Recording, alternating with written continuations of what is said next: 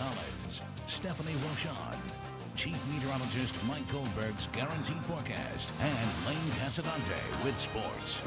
News 6 at 6 continues. This is the scene 3 miles north of Ground Zero in Midtown Manhattan. A live picture now of evening mass at St. Patrick's Cathedral in New York City. Thousands are there for today's 9/11 services. It's also where many of the funerals were held for firefighters and victims from last year. 2 solemn ceremonies at the Pentagon, one to honor 9/11 victims, the other to show appreciation to the workers who helped repair the Pentagon. Deborah Cox talked to a Virginia man who volunteered his time and efforts.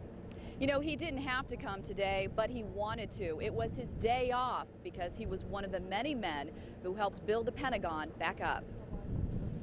Bud Ridenauer's skill is in construction work. He uses his hands to rebuild what's been torn down. 4 months ago, he signed on to help out with the Pentagon renovation.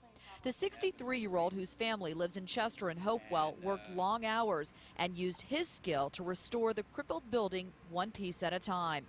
The military veteran also designed these stickers and hands them out to everyone he sees. A friend of mine has a decal shop, and I had to make them up for me. He says he's a patriot and proudly wears the stars and stripes when he can. So naturally, he had to do what he could to bring the Pentagon back to life. But I'm proud to be a part of this country and to be able to say I contributed in some way for the benefit of all Americans.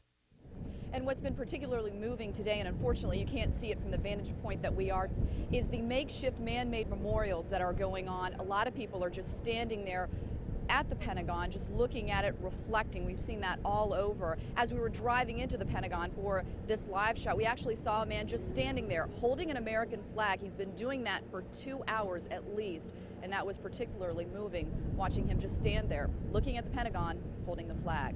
Reporting live in Arlington County, Deborah Cox, News 6 Network. Thank you, Deborah. well, amidst all the tributes and ceremonies is a heightened terror alert. How Richmond is taking extra precautions, plus your complete Storm Team 6 forecast is ahead.